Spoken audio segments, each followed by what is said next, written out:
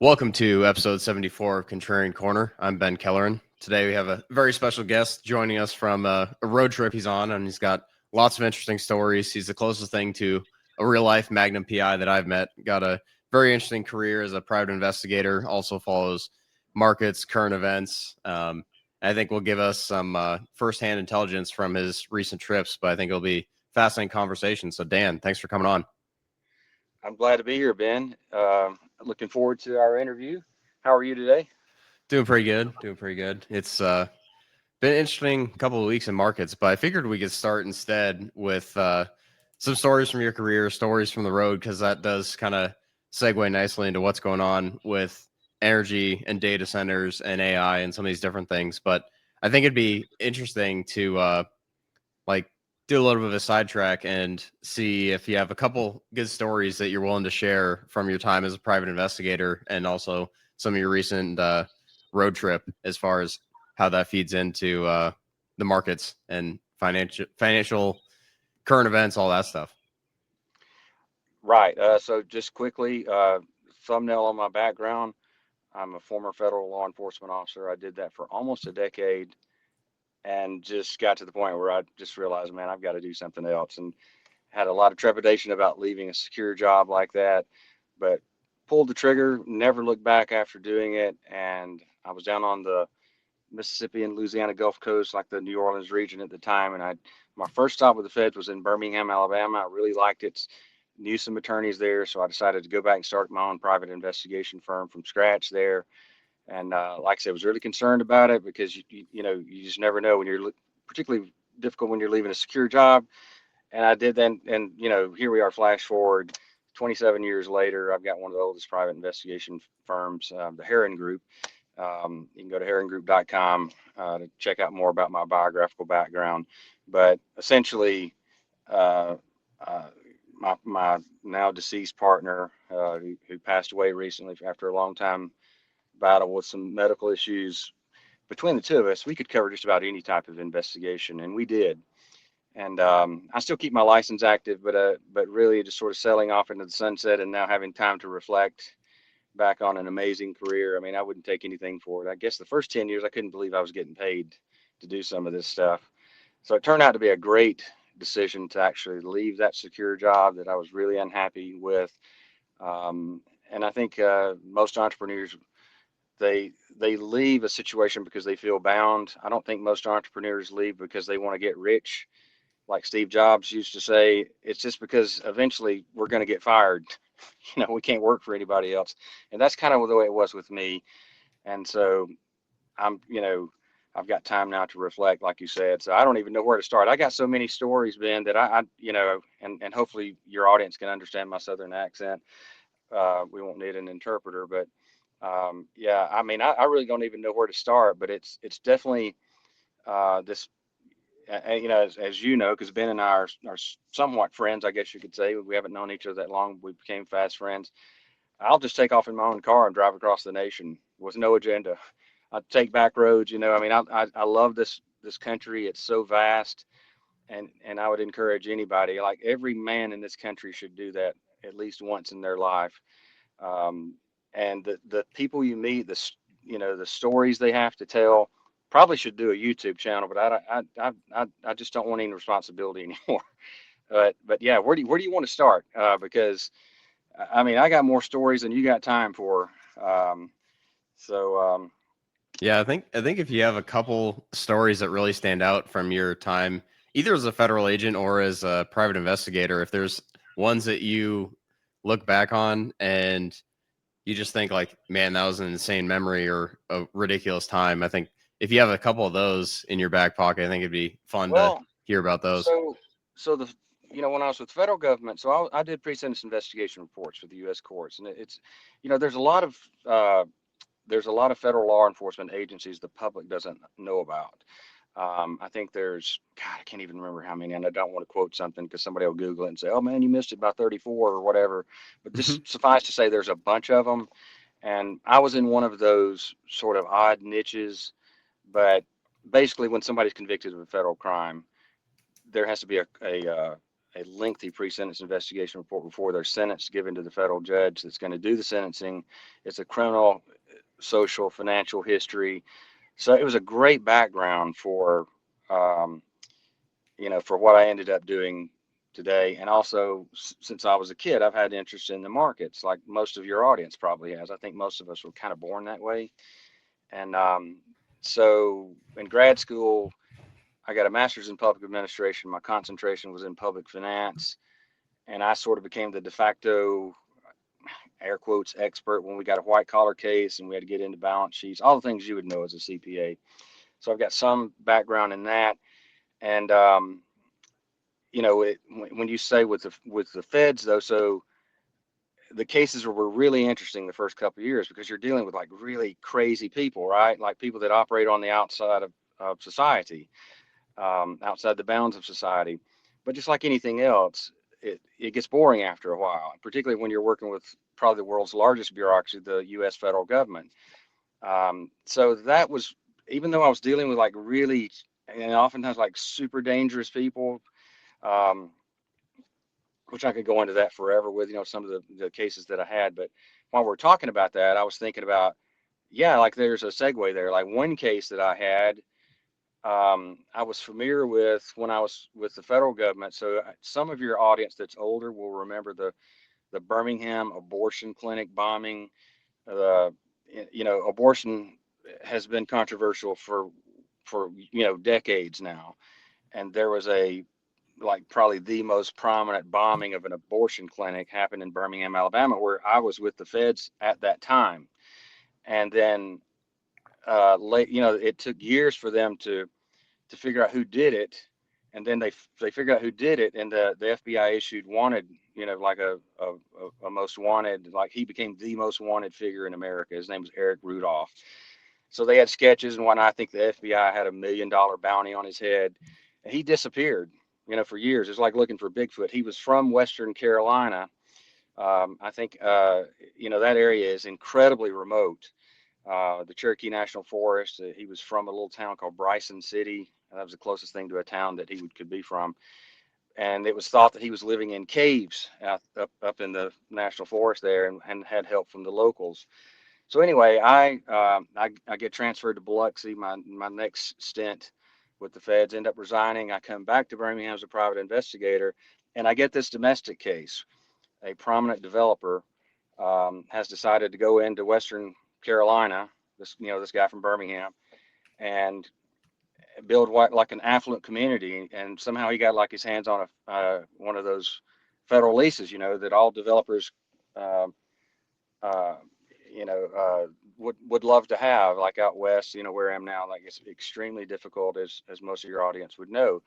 And he managed to get one, and he was in the early process and stages of, uh, like when I was there, the roads had been cleared, but they hadn't broken ground, etc. So there was a lot of work to do. But he was having to spend a lot of time up there, and his wife was my client. She thought he was having an affair, so she hires me to go up into this area and basically figure out who he's quote fooling around with. His wife was considerably younger than him, very attractive. Just preface this with, I don't think she was a gold digger at all. She was just really a decent person, and she just felt like he was probably screwing around on her but he would have to go up there for weeks at a time. So that's a really difficult case as an investigator because you're a very insular community, right? So I go up there, and people look at you strange. It's like right out of the movies. This is not far from where Deliverance was filmed, by the way, like not far at all. And so I'm like, man, how in the hell am I gonna figure out what this guy's doing? And this was just before GPS really became like usable. It wouldn't have really mattered though, because when I was up there at that time, your cell phone didn't work, and you could only get like an AM radio station. Like it was that remote, and so there was only one hotel in town that I could. So I go to stay in this hotel, and it's full of FBI agents, and I'm like, what in the hell is going on here? So bottom line, they were all looking for Eric Rudolph, the Birmingham abortion bomber, who purely by chance had been with, ends up being represented by a guy who's now one of my best clients. He's my only criminal defense client, a guy named Richard Jaffe, who's like a top 5, top 10 criminal defense attorney in America. Well, I knew Richard back when I was with the feds because he was representing guys like Eric. So it all kind of ties together with, so I, I'm like, I had a difficult time. The only thing I knew is he would go to a watering hole about 12, 13 miles away.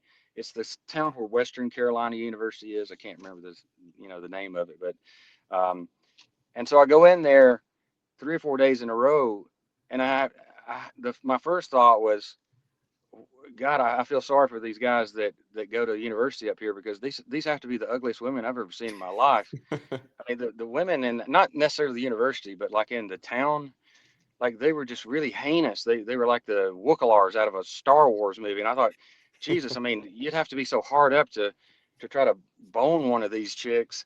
And he wasn't like the. It was basically a bunch of dudes in this bar every day that came in for happy hour, and I'm like, man, I'm gonna come back empty-handed.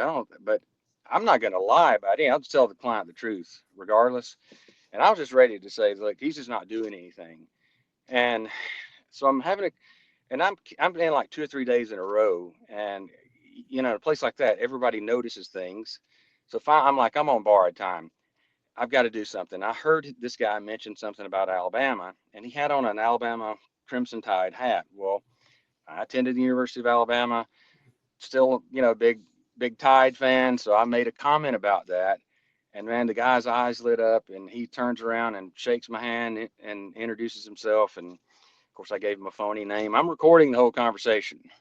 And, it became apparent that he's not, at that time, in my opinion, and even now, he was not really, there's nothing to have an affair with, essentially.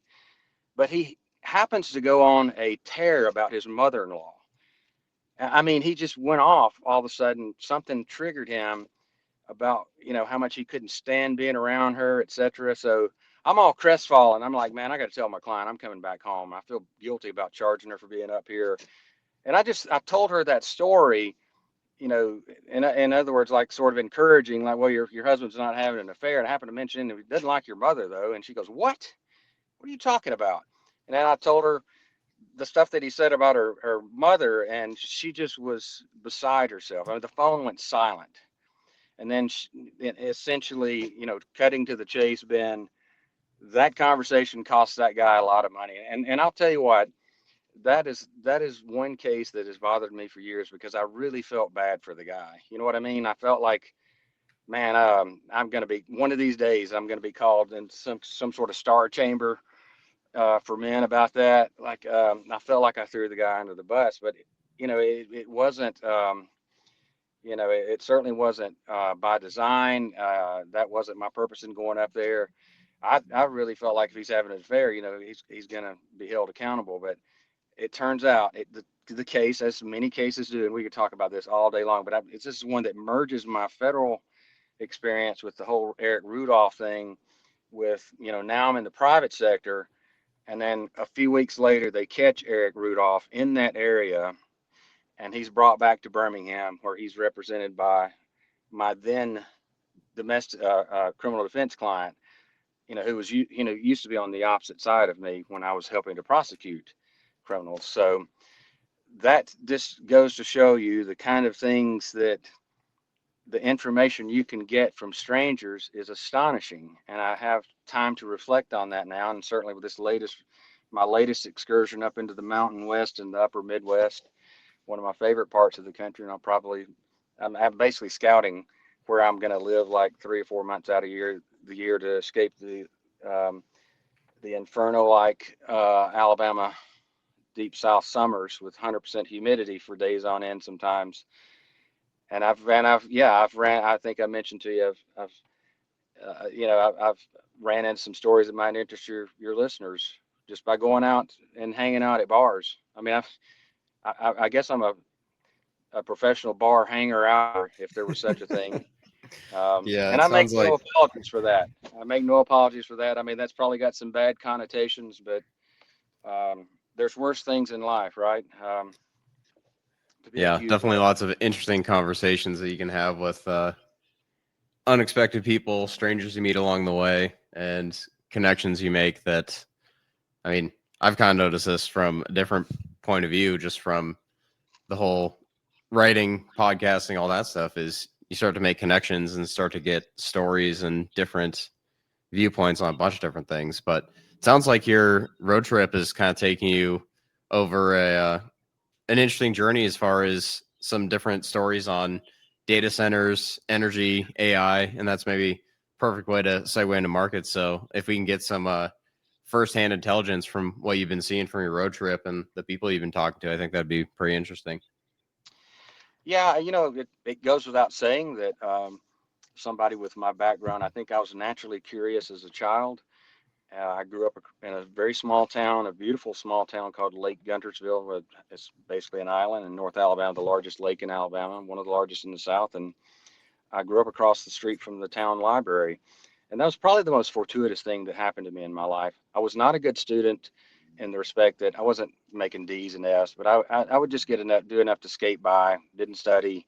I didn't like to be told what to do, and I wasn't interested in subjects that, um, you know, that just didn't interest me, that I was forced uh, to take because of the school curriculum, like we all are, mandatory curriculum. But that library really became a source for me that it became sort of the foundation for my life. I was a voracious reader on the topics that I did like, and I was almost like a little secret small town Renaissance man. I was a really good athlete, a natural athlete, and I didn't want anybody to know. So I would run and hide when I saw somebody come into the library that might know me, like in my class or something, because I didn't want to be labeled a nerd. But all that came into play later on, with what I do now. And I had, just like I said before, like so many of your listeners, I was just fascinated by the stock market and investing.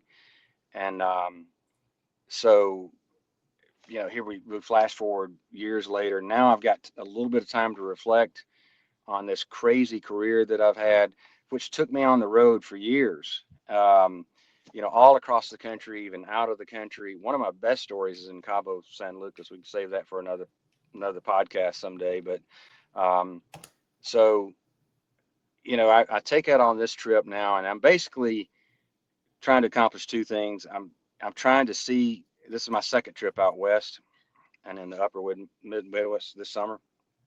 I went, but I wanted to try to get back. I'm in an SUV, but I'm not in a really the kind of vehicle that would be equipped for like really the heavy winters in northern Idaho, Montana, and the Dakotas and Wyoming. So I'm trying to beat the clock, get my trip, come back home, and enjoy the holidays with my friends and family. So I take out on my trip last week, and I got started a little bit later than I wanted to because I'm actually moving to a new place in Huntsville in November, and I've got to get back and deal with all that. Um, so I start out my first night, Paducah, Kentucky. I spend the night, and I'm gonna basically head up to like Lincoln, Nebraska, and take a left.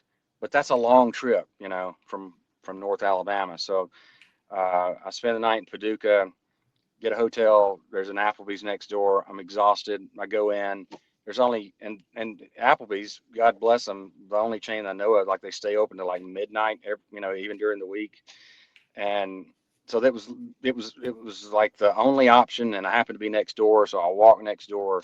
I'm gonna have a beer, get a meal, call it a night. There's one guy comes in and sits beside me. This black dude, probably in his like, I would say late 40s, sits down.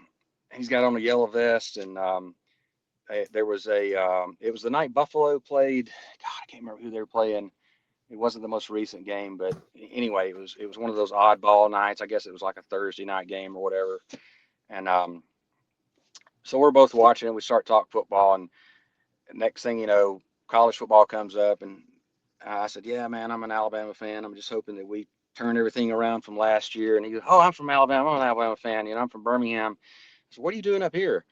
He said, "Well, I work for a company that all we do is we take these giant smokestacks down. Most of them made out of brick." And I was fascinated by that. I was like, "Man, that's pretty scary." And he goes, "Oh yeah, yeah. Some of these things, they're 500 feet tall, and it's really dangerous. I'm just trying to retire before I get killed." And I was like really fascinated by it. And So I'm really tired. I'm not putting two and two together. And he's talking about how at a certain height on the smokestacks, so they would have to uh, have scaffolds and cranes that would take them apart brick by brick. And, there was an efficient way to do that, but it still had to be done by hand. And then somebody came up with this sophisticated machine, like it basically it rotates around the tops of the stack and slowly grinds it down to dust. But there's an entire process of disposing of all the environmental waste it generates, etc. And you can only use the machine until it gets down to about 100 feet. And if there's engineers listening to this, don't quote me on that, but you get the picture. It reaches a point where you can't use the machine. It's got to all be done by hand again. And the reason is complicated, but to put it in simplistic terms, you started it's not brick anymore. When it gets to a certain point, it's got like concrete and rebar and electrical wiring and all sorts of pipes and stuff. So it has to be deconstructed by hand at that point. And so I was like, you know, what is that related to? Like textile mills or what is that? And he goes, no, they're power plants mainly in America, but we do anything. And he goes, I got back from Thailand last year, and we had a big project over there, but I said, so hang on a minute. So these are power plants mainly, and I said, like coal and steam, and he said, yeah, yeah, yeah. And before I could even get the words out of my mouth, he goes, yeah, they're being converted to natural gas. I'm like, God, I mean, it's just like all this stuff that you read on FinTwit. You wonder sometimes if people just pulling this out of their ass, just making So stuff some up. people are definitely blowing smoke, but continue. Oh, exactly. And that's why, it really resonated with me. I'm like, wow, this is really happening, like this isn't just like some smart ass, in the Hamptons talking about, how, natural gas is the future for power plants for the next 30 years or whatever. Like this is really happening, like there's an entire company devoted to helping to make this happen, this transition happen. And so the wheels are already turning. And I didn't even get into the investor side of it with this guy. I mean, this guy, to be honest, was a high school graduate. God bless him, hard worker. Like he didn't know anything about that and didn't care.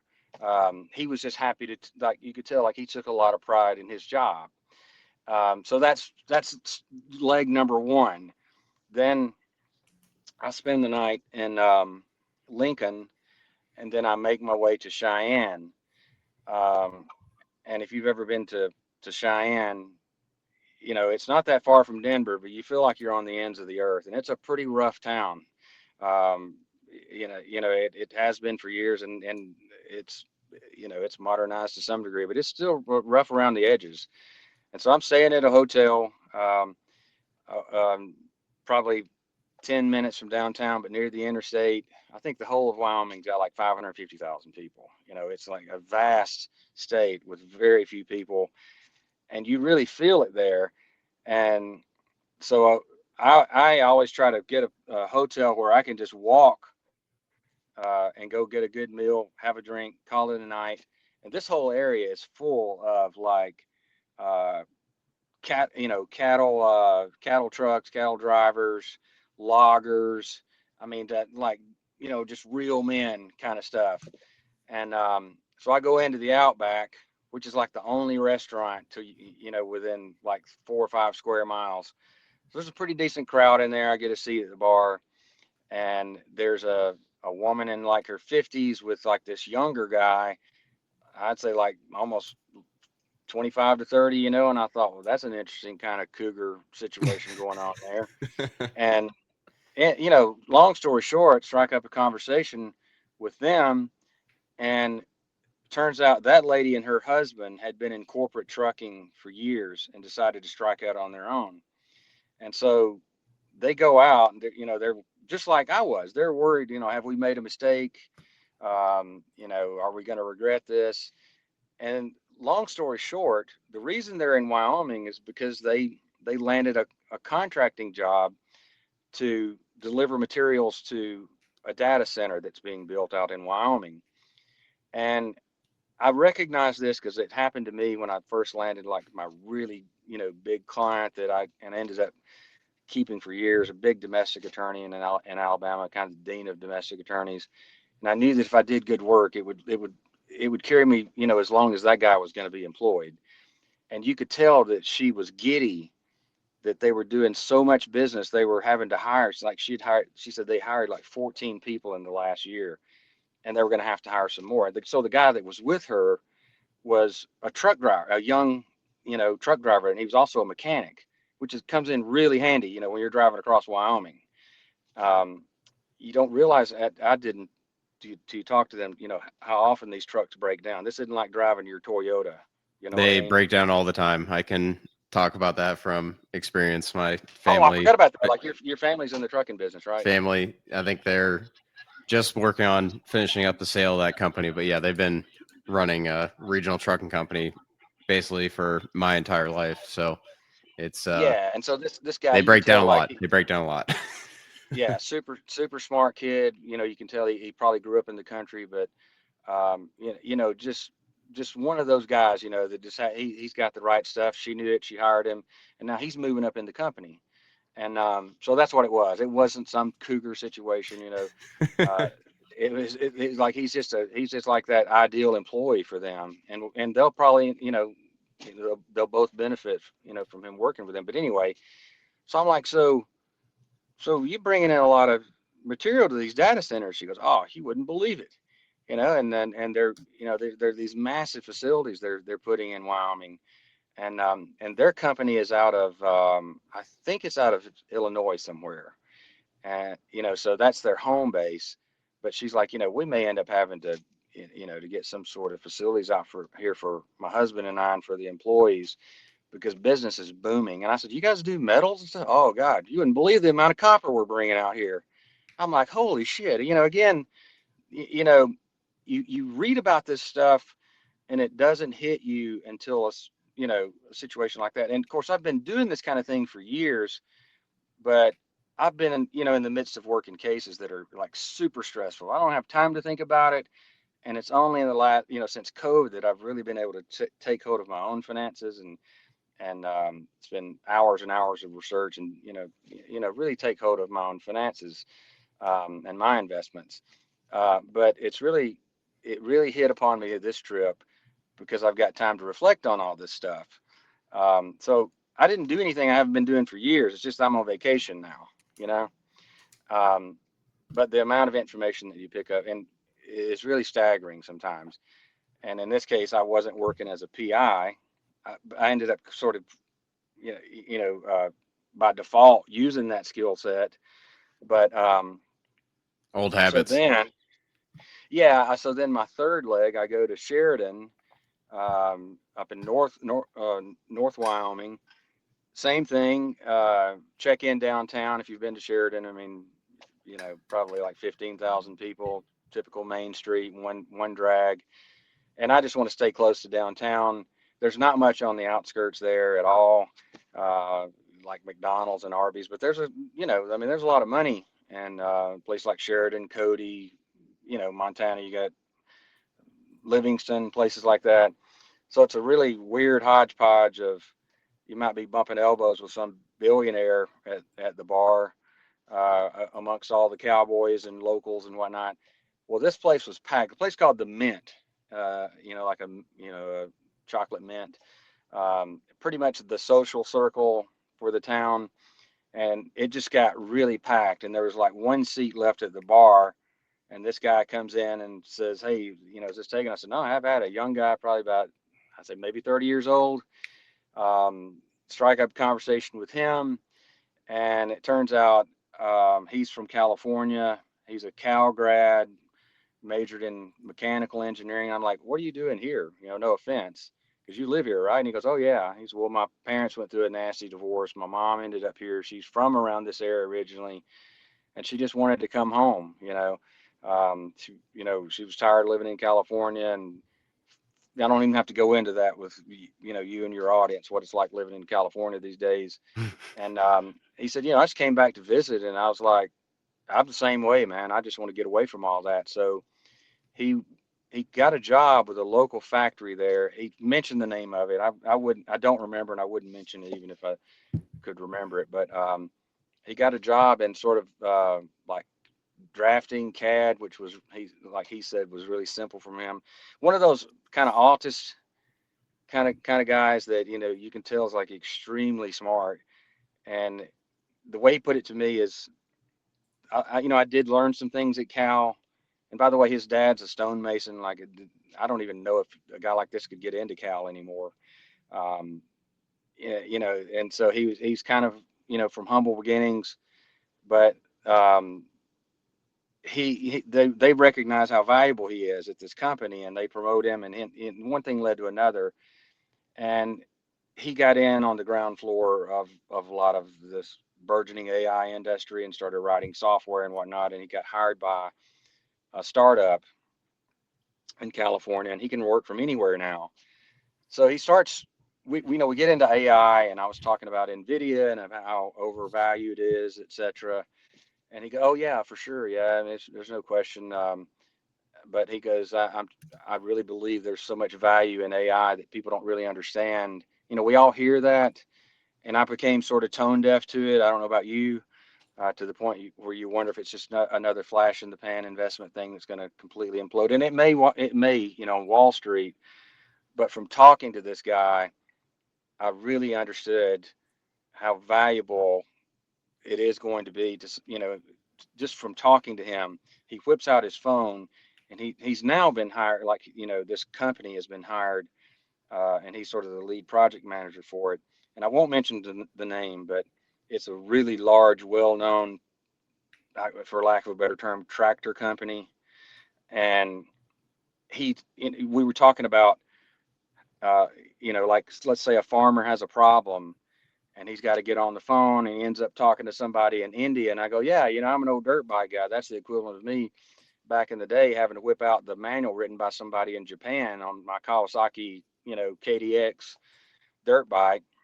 And I can't make heads or tails out of it. I have to go spend an exorbitant amount of money for a Chilton manual, that some American had put into plain English on how to work on my dirt bike. And we kind of came to the same conclusion that AI is the new Chilton manuals, but orders of magnitude more sophisticated.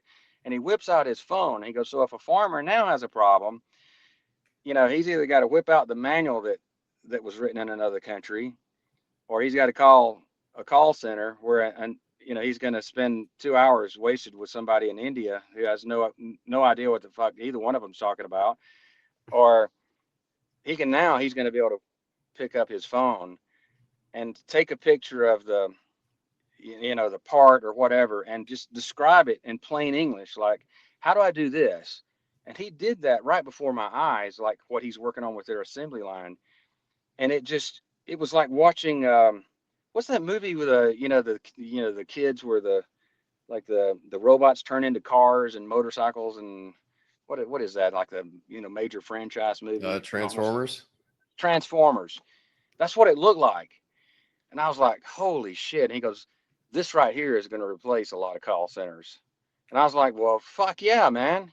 That's one bright spot. I'll invest in AI, if nothing else, just so that I don't have to pick up the phone and listen to VJ in Bombay try to tell me how to put on a sprocket on my motorcycle, Yeah. So, so yeah, like, I'm only halfway through my trip. So if I've got some more stories on my last leg, I'll let you know. But right now, I'm only halfway through it, and I've got 3 things that I can directly connect to things that I'm familiar with and interested in as an investor. I'm not that interested in AI stocks right now because I'm afraid I'll get my taken off at the legs and get my head chopped off. But it's at a certain point, anything becomes cheap, right? So.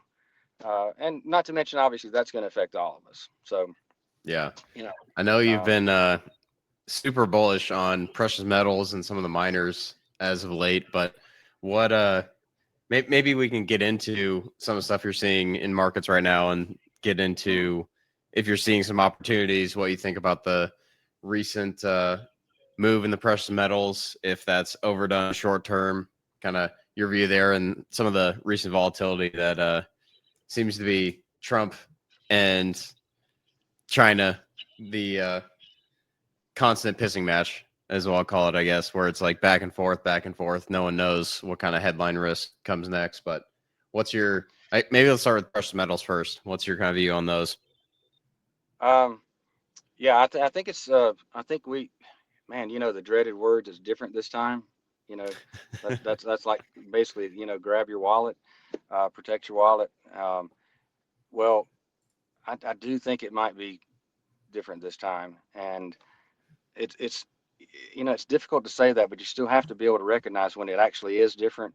And so I've lived long enough to be cognizant of uh, several market crashes. The '87 one, I mean, I knew about it, but I was in college. I mean, it didn't really affect me.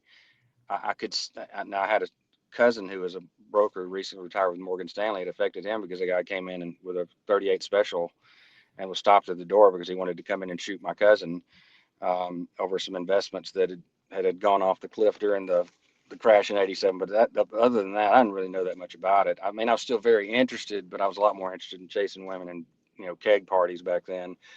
But I'm very cognizant of what happened in the dot-com crash, the great financial crisis, whatever. But go back even before that. When I One thing I am cognizant of is when I was in high school. I was like a freshman in high school. I might have even been like in junior high, but I remember vividly people were talking about how families were not going to be able to, because back then buying a class ring was a big deal for graduating seniors. And, this was at the peak at that time, the former uh, high of gold prices. Very few people could afford a gold class ring, which prior to that really wasn't that big of a deal, even though gold had been going up. By that time, around, I guess it was 79 and 80, these things were like thousands of dollars, like even in yet, those terms back then were a lot of money. And I just remember thinking, God, and then people were buying these cheap graduation rings. I remember when they came in, and I guess they were made out of like nickel or something. I don't know, but there was a big difference between these shiny gold class rings that we're all familiar with, and then they got stuck. Just a quirk of history. They got basically screwed. But I never forgot that, like how like people were really talking about selling their jewelry and things like that. Well, I don't think we're quite there yet. I think we are just now, as of maybe the last couple of weeks, we're in that phase where the media is starting to pick up on it. I've I've I've heard stories and seen just snippets of The things on. debasement trade. The number of times it's like the number of times I've heard the words debasement trade, listening to podcasts and stuff like that over the last couple of weeks is kind of like the same thing I was hearing in April with all the tariff tantrum stuff, end of U.S. Right. exceptionalism, right? Where it's like, oh, wow, this narrative's everywhere all at once. Yeah. So I basically, long story short, I mean, I've been interested in investing for a long time, since I got out of college and was able to actually invest. It's really difficult to invest when you don't have the time for it. You're trying to build your career. And like when I worked for the federal government, you didn't have any options. I mean, your options back then were essentially like a vanilla bond fund, one that was slightly less vanilla, and then an S&P 500 index fund. I think they've expanded a little bit, but essentially, you can't just roll up and start trading, AI stocks. So you were just kind of screwed. But I still kept my subscriptions to Money Magazine, Smart Money, Kiplinger's, all that. So I mean, I was still fascinated by it, but I never was interested in gold. They always seemed like really the gold bugs, like doomsday preppers, like weirdos, just really strange people and charlatans and snake oil salesmen. Um, but there's, a couple of the guys in chat room that you and I are in are, they're more sophisticated gold bugs, I guess. And I've, gotten to know them over the past few years and trusted them. And I could kind of see that gold and silver to some degree were going to play a part because of our government spending being completely out of control. And I started just basically quizzing them and learning a lot from them, and then sending me material because these guys they've been gold investors for 2 decades, you know. And once I became comfortable with it, I really felt like I got to go all in on this, and that's the way I am now that I can control my money and I've got the time. I try to look for opportunities that I feel are truly asymmetric, and not mess around with picking 20 and 30 value stocks, you know, because I'm pretty conservative by nature across the board, and it's easy to get caught in value traps. Um, but one lesson I've learned among many with stocks and investing is when you really feel like you know something well, and sometimes it's nebulous. You can't quite put your finger on it, but you feel like you just feel it in your bones. If I had acted on that every time I felt like that, I mean, I could have made a ton of money. But but the times I have acted on it, I've usually pulled the plug too early. Like I've made some good money, but I pulled the plug too early. And so it's been really difficult for me after I went all in. Not only did I go all in, I mean, I went in on a 3 times leverage fund, as you know, with GDX. I think it's GDXU, the Pro Shares 3 times One of leverage. the miners rocket fuel funds. Yeah. It's a minor, yeah, it's basically 3 times the GDX, you know, which is the world's biggest gold company. And, you know, by default, a lot of them are big silver producers as well. And of course, man, I mean, they've done really well, but I mean, I'm having to swing trade it, man, because you know, when you are 3 times leverage and it's your only holding, I mean, unless you really have diamond balls, I already have insomnia problems from years of my business, the business that I'm in. But I was having a lot of trouble sleeping, so I'm taking profits too early, but the profits are still insane, man. I mean, if you look at the returns, if your listeners will pull that up, that's Yeah, it's funny you have like the I think massive GDXU. swings and Look at the recent look at the returns. yeah, you look at the Look at year massive to swings date. it'll has. Yeah. I But don't know what it is. It's probably around 500% right now, year to date. So, you know, but I mean, I haven't captured all of that, but I've captured enough that, you know, it's lifestyle changing, I guess you could say. I was already able to retire and live a pretty good life, but this will certainly help. But like today, I pulled out early, man. I mean, when you're sitting on, you know, 10% gain in a day in your portfolio, I think a lot of swing traders are people that grew up poor like me. You know, when you see that much money on the table, it's hard to let that ride out because there's so many things. Like one tweet from Trump could completely nuke that in a matter of, like, yeah. it could vaporize in minutes, you know? So, yeah, I mean, I feel really good about the metals though, because I feel that I know if there's one thing I understand, it's human nature. And these politicians are not going to do what they need to do, which is like make massive austerity cuts. That's not going to happen. That leaves Yeah. you with very few options. And you know, you don't have to be well versed in financial markets to know what they're going to do. They're going to do what they've always done. You know, they're going to print money, and we're going to end up in a, you know, either a Weimar light or maybe even, sadly, Weimar redo. You know, Yeah. um, Have you looked at so I, platinum at all?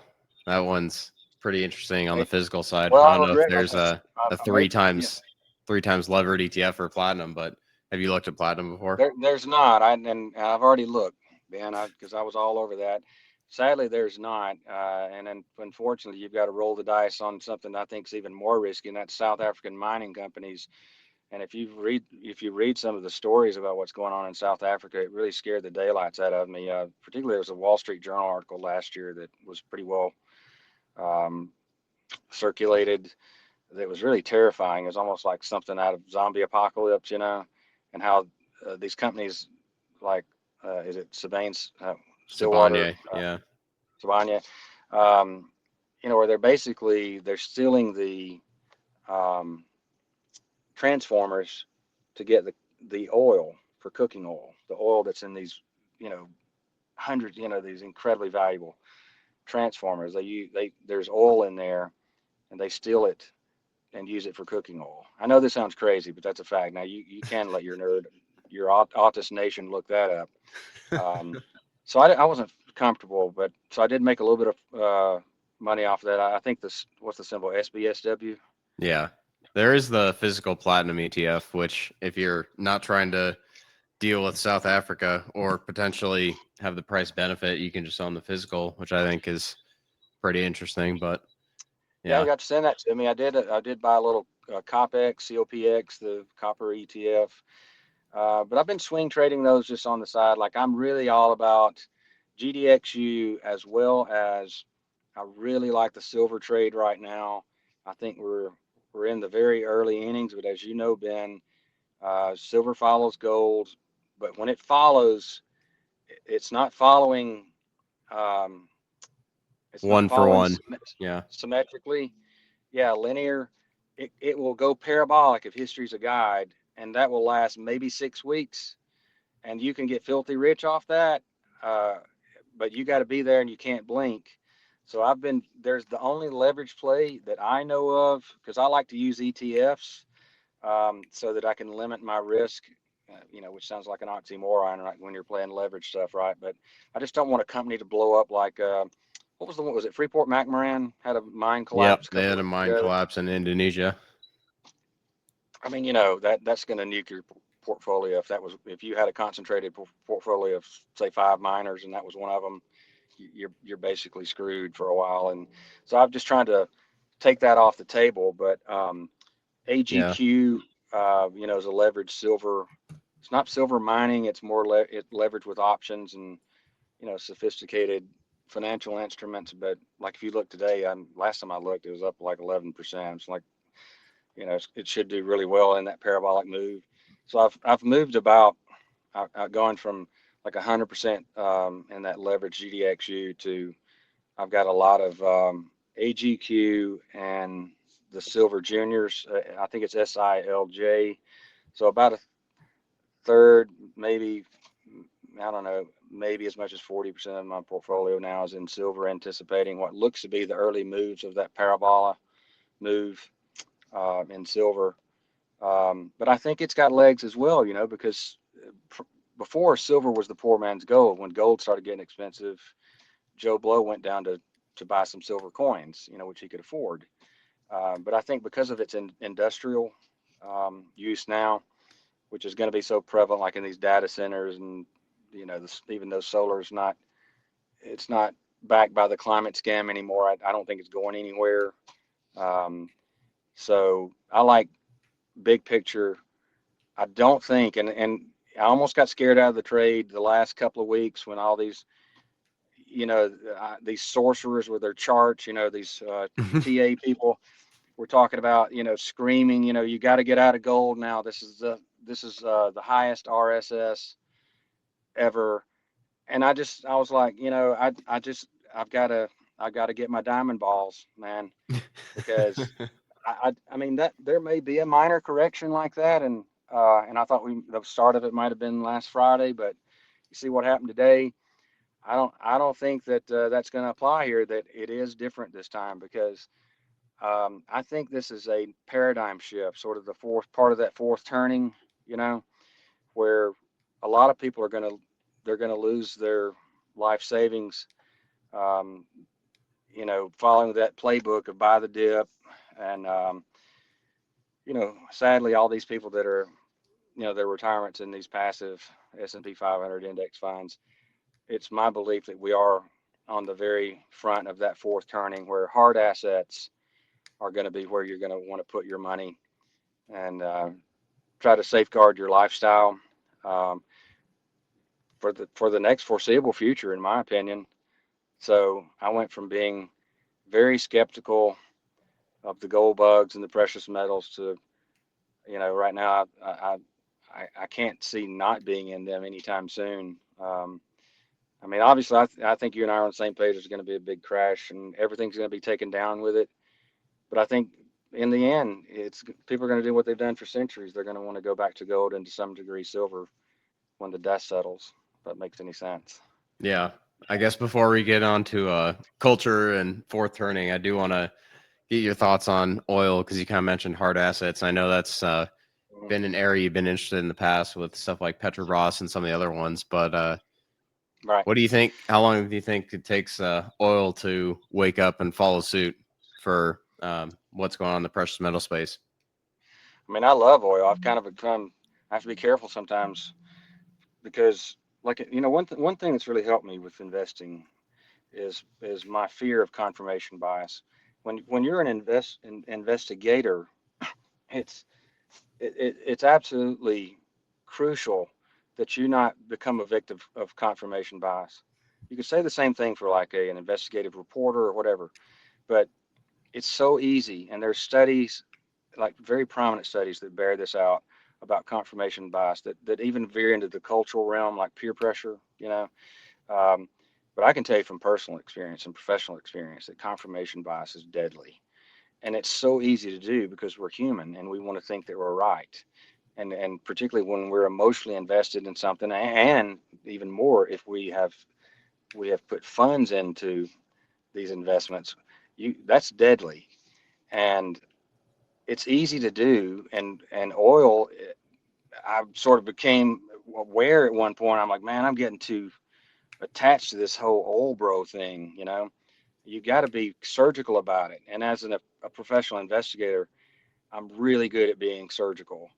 After all these years, I've learned some lessons the hard way when it came to confirmation bias, like really painful lessons for me and my client. So that has really made it, I've got an advantage there. And I believe that I had to get out of oil because I could see that you just don't want to tilt against windmills, man. When the government is against you, man, I mean, you better play things right. I mean, perfectly. But even if you play them perfectly, you can still lose a lot of money. And there's a lot of, and like we know some of the guys in some of the chat rooms that we're in, particularly with oil. I tell a lot of them, you may be right, but you can still lose everything. It's like shorting a stock. Like a lot of guys have made great um, bets on paper with their theories about why a company's going in the shitter and it's eventually going to go bankrupt, but it didn't happen fast enough. And guess who went bankrupt, right? So I had to get out of oil because I could see the writing on the wall when Trump was elected. People underestimate how powerful human connections are. So they're talking about, these bogus IEA and EIA reports and all, which is totally fair, and how there's a lot of dark forces against oil, and the reports are rigged, and the climate scam people have got their tentacles into the oil industry and all that. All that, the bottom line is, it is the administration trying to put the wind at your back or in your face. And it was clear to me when Trump got elected, if you factor in his extremely close relationship with the Saudis, that oil was going to go down. I don't give a shit about all your stories about inventory and whatnot. And well, here we are. What's oil today? I haven't looked today. We're around $60 WTI. Yeah, somewhere in there. And I think it's probably going to go lower before it goes higher. Now, at some point, I would love to rotate out of the metals and get back into some dirt cheap oil, because I think if you've got patience, it's a great place to put some money. But you can still lose some money right now in oil. You know, but they're probably going to start laying people off. I'm heading to the Bakken, by the way, right now. So I'm in downtown Sturgis, South Dakota, to pull over for your interview. But I'll see if I can't pick up bar some more bartender intel for you guys regarding the Bakken and where oil's heading, because I'm going to the heart of it for sure. Bismarck is pretty much ground zero for where a lot of the oil service industry is in the upper Midwest. But my working theory is that things are going to get worse before they get better, but they'll get really, really good at some point, maybe late 2026, certainly on into the later 2020s. I think sadly for all of us, oil, for Joe Blow is going to get really expensive. We better enjoy these 250 a gallon prices. I paid about 269 a minute ago and before this interview, because I think down the road it's going to get a lot more expensive, and even Trump won't be able to hold it back. But so that's my thought. But I love oil companies because they print money, and particularly when times are good. And I love those fat dividends. And Petrobras, of course, out of Brazil, was like the poster child for cash flow and being incredibly shareholder friendly. You just had to deal with all the Latina soap opera novella drama, It's like they can't go a month without some sort of Yeah, needless political drama. drama. Yeah. Yeah, and they've just put a bunch of women on the and upper management and on the board. So shoot me for being a little bit sexist, but I don't think that bodes that well for Petrobras. And these guys in our chat rooms that are like they're like so emotionally tied, like the Petrobras is like their pacifier, that they're I was making fun of, or somebody was making fun of all these chicks who are getting on the Petrobras board, and they're printing up their stellar resumes and all that. Man, they're still chicks are driven by emotion, you know. I mean, yeah, sorry, I'll probably get you'll get hate mail for that, but I don't care. I'm retiring, you know, GFY to them, so I don't really care. I'm at a point where I can speak my mind, and I don't think that bodes that well. But otherwise, great company. But there's other oil companies out there that I would be interested in. I did get fleeced by Parex in Colombia, um, 2024, where basically they essentially, in my opinion, just lied about a gigantic exploratory field. It turns out there's nothing there, kind of a problem, uh, but not in Colombia, I guess. So, I mean, you have to be careful. But yeah, there's, the American and the Canadian companies are pretty extraordinary.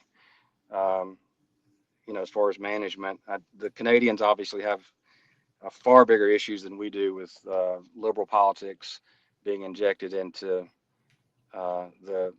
the company boardrooms, sadly, because I think the Canadians actually might be the best out of all the oil companies. What do you think? Yeah, I mean, my pet project on the side, but I do think the long-lived assets of Canadian energy companies are very interesting. I think there's going to be more consolidation up there.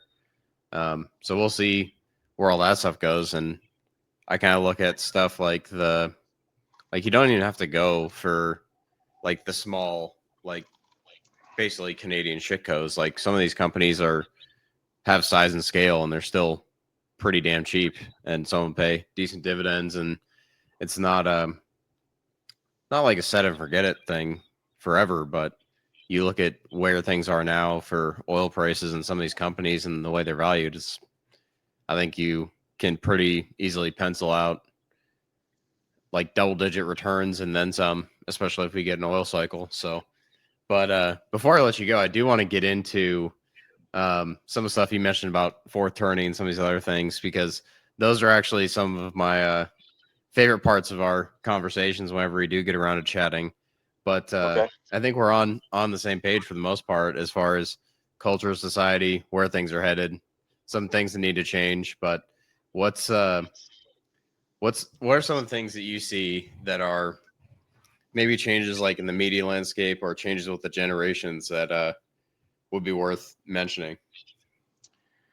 Well, I was pretty depressed about the whole situation a couple of years ago, but I I'm a little more optimistic. So I'm going to do another startup. I'm leaving the PI thing, and one of my best clients, a very well known and highly accomplished domestic attorney in Alabama, and out of Huntsville.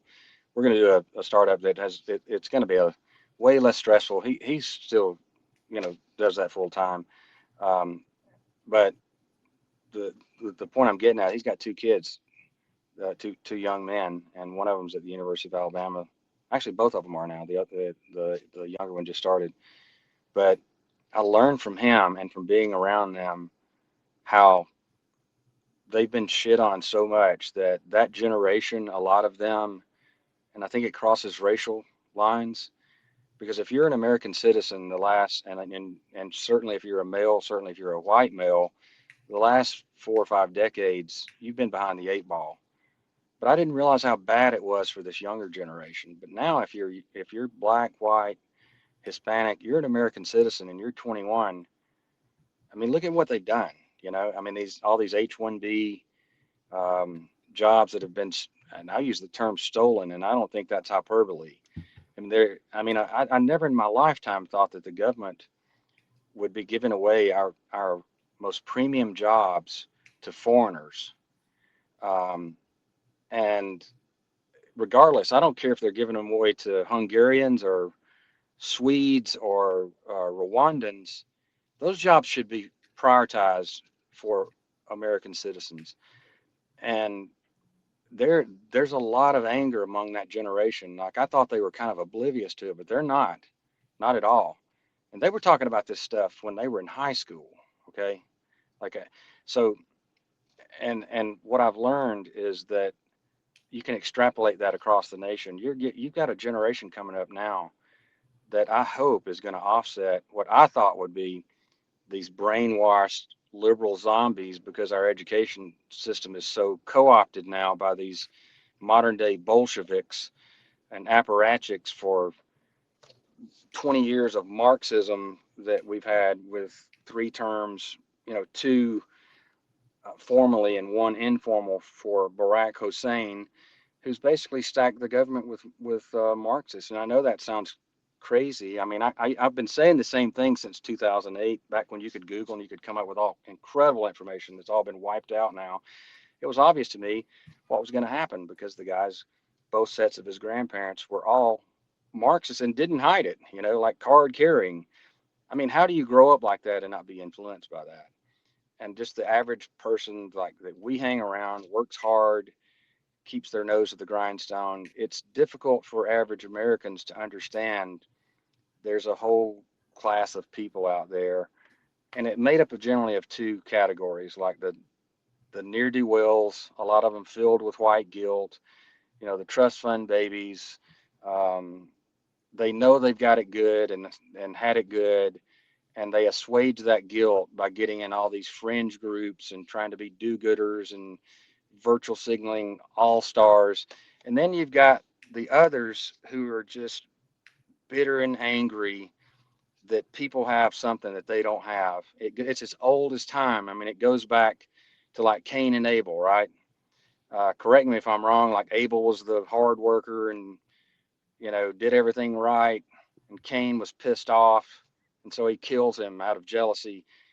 And no matter how high tech things get, it all gets back to what I understand really well because of what I've done with over 30 years in my career, which is working with humans and how fallible they are, whether they come with no education or they're highly educated. Humans can be really diabolical and they can be jealous. And Yeah. jealousy is Envy is, behind yep. almost every socialist, certainly every communist movement. But you know what they say about socialism? It's just a stealth step to communism, and it's about jealousy. If you look at what was done in Russia, China, God forbid, the Khmer Rouge, it's all about envy, jealousy, and anger. And I'm jealous of what you've got, but if I can't have it, you can't have it either. So we're going to take it from you. And it's all under the guise of egalitarianism. Yeah, being a Uh, victim. yeah, and being we have a whole professional victim industry now, the race pimps. But here's the positive thing. I think everything has its cycle, and hopefully the shark jumping event was COVID, where now a lot of people, they won't admit it, but they feel like idiots for buying into that whole nonsense, and they feel like fools. They were driving around alone in their car, triple masked, um, and they were shunning their neighbors who refused to get the vaccine. And of course, I was in that category and then felt the brunt of that and lost friends like so many people. My story is not unique, but hopefully that broke some people and we've turned the corner, that we've reached the inflection point now to where we're slowly turning this giant tanker of politically correct behavior and indoctrination in the opposite direction. But I think it's going to be a battle. I think you're looking at 10 years of, you know, people don't just give up. People are invested in this. The whole radical left agenda. A lot of people are highly invested in it. And not only that, a lot of them are making a lot of money off of it. The race pimp industry, you think they're just going to walk away from decades of easy money by pitting, races against each other? No. And, there's an old saying, exorcists say that the demons scream loudest before the demon exits the body. And what you're seeing now is the beginnings of the demons, the Antifa and that crowd screaming the loudest. But they're all, puppeteers, right? And funded by unfortunately, people with very, very deep pockets who want the West destroyed. So it's going to be an ugly battle. I wouldn't go so far as to say a civil war, like certainly nothing like traditional civil wars. I just think there's going to be pockets of extreme violence that are going to have to be eventually put down like rabid dogs. We're going to have to get to the point where, um, the administration, where it's this one to the next one, if it's to the right, is going to have to take off the gloves, like literally. Back in the day, they would just start shooting people, but they have to be careful. I get it. That's what led to that was the last event that led to the Russian Revolution. When the Revolutionary Guards killed over 100 people. I think it was in St. Peter's Square that set off the whole, kind of the impetus. So I mean, for communism, so I sort of get all that, but we can't just keep dropping tear gas canisters. They're going to have to take off the gloves at some point. But I think that, as painful as it is to watch, I think the current administration is doing the best they can with a horrible situation. Um, but I do think the ship is turning, and thankfully, you know, we've been able to save this great country after all. Yeah, I'm hopeful on some days, and then every once in a while I see something, I'm just like basically head in my hands. But I think there are certain signs that the generations are shifting, and I keep going back to that. That's something that I find very interesting because I'm kind of halfway in between millennial and Zoomer, but I definitely see a more right wing attitude on average for younger guys, especially. So I'm optimistic on that front, at least. So the uh, the whole thing though that makes me wonder is kind of how long this stuff can go on, because it's just like some of the stuff is so obvious, and it's I think the last thing that I think you did make a very good point is like the COVID was definitely like a dividing line, and I think that's part of the reasons why younger generations are more right wing is when you have an event like that, and there's the before times and the after times is what I'll call it. Um, that kind of shapes, I think, a lot of people's attitudes on current events, and I think a lot of people are still they still don't realize how much has changed in the last 5 years, and I think it'll take 5 or 10 years more to figure out some of Right. the like health side effects and some of the other things that were hidden and some of the stuff that takes time to come out. But that was You're definitely right there. a wake up call for a lot of things, at least for me personally. So You're um, right there. And there's like a BC and AC before COVID and after COVID.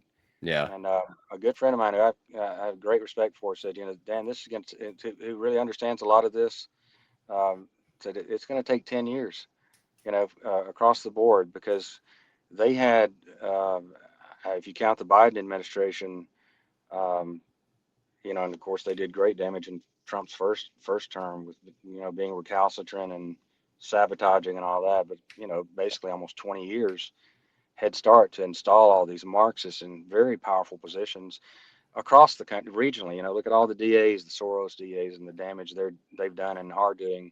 But I've always said that roaches hate the light, and once you shine a light on them, that's the first start. And people have to also get to the point where you can't just have one side of two sides that's that has they're self-appointed good guys, the virtue signalers, and everybody else just needs to shut up. And you know, I think the days are over, thankfully, that you can just call somebody a Nazi or a racist and shut down conversations.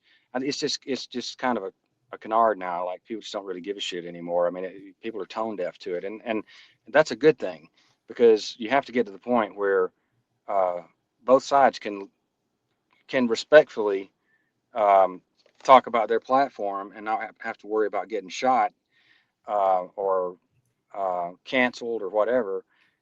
But people just have to get to the point where they just don't give a shit anymore.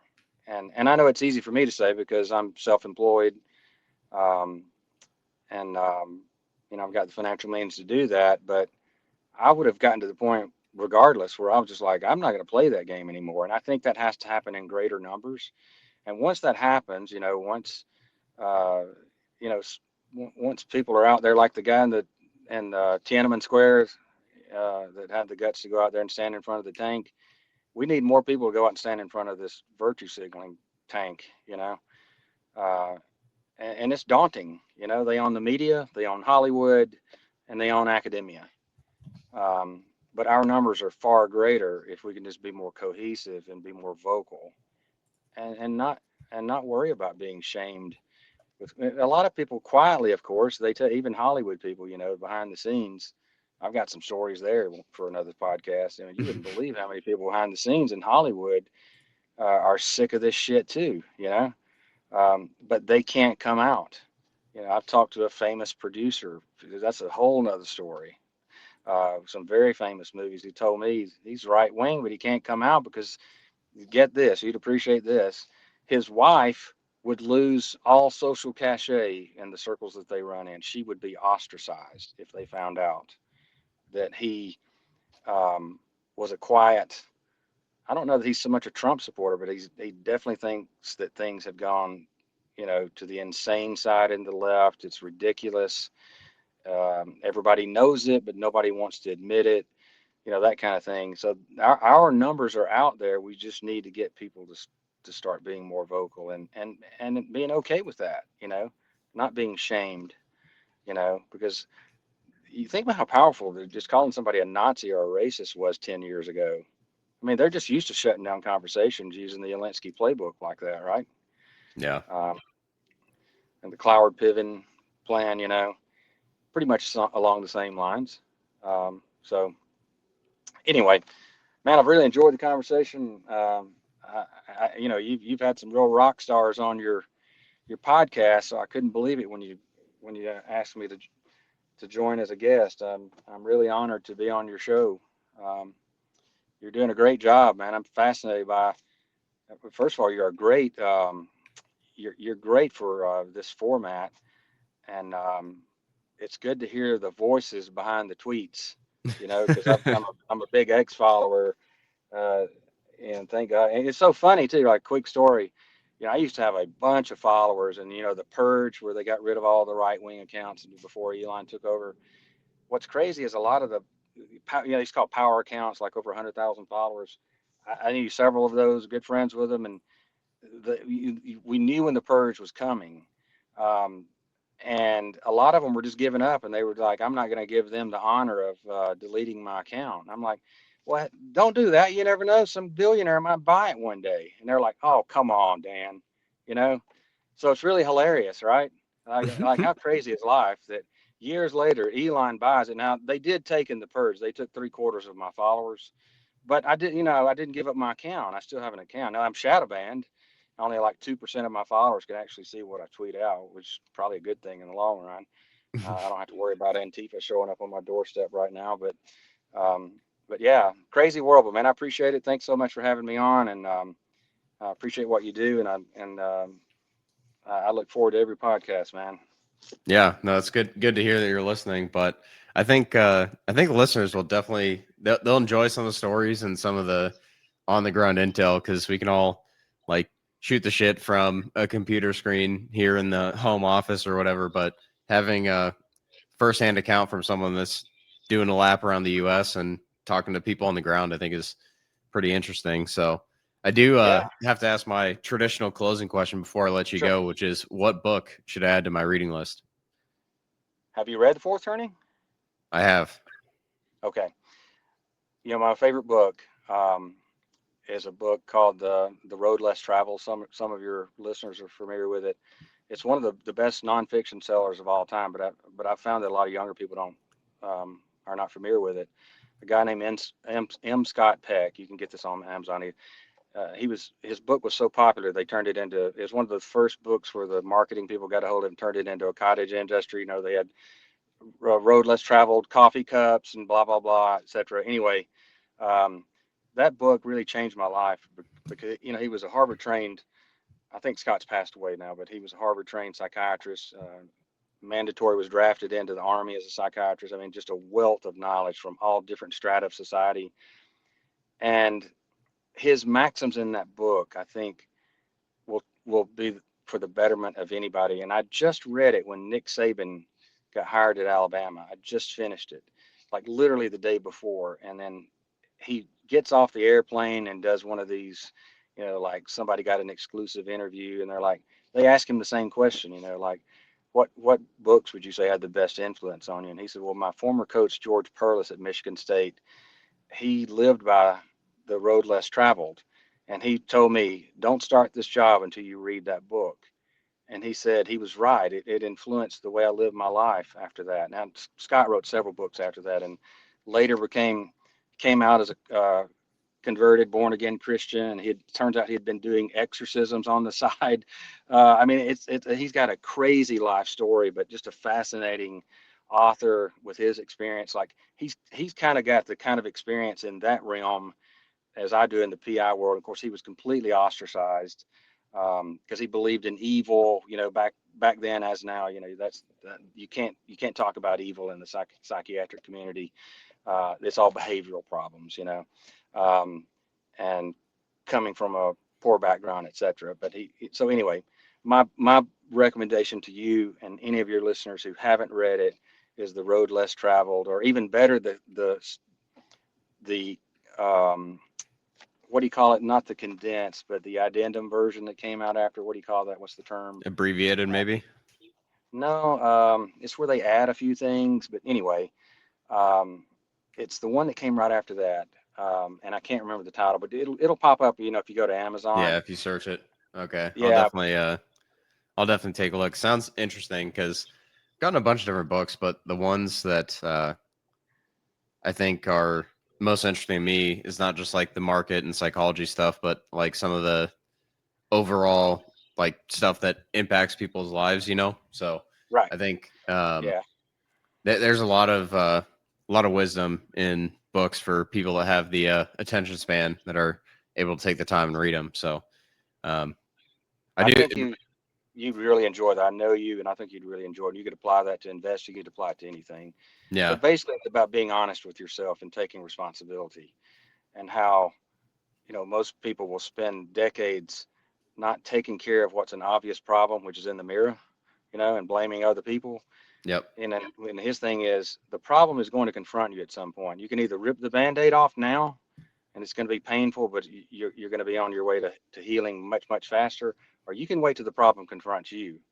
That's Yeah. it in a thumbnail, Yep. I think that's Anyway, a good life lesson to wrap up with. But I really do appreciate you taking the time away from your travels. But you're gonna have to ping me when you're getting close to Boise and we can meet up for drinks or something or a cigar or whatever it may be. But hopefully we can time it so we can watch a Mariners game or something at the same time. Got my oh, absolutely. hopes riding high for a Mariners World I'm, Series I'm hoping, yeah, man. victory, but I'm hoping for you. I we'll know see. that We'll see. So things look good. Okay, man. yeah. Take care, Anyway, Ben. I appreciate you taking the time. I think with that, we'll be wrapping up. Thanks for stopping by, and we'll see you next time.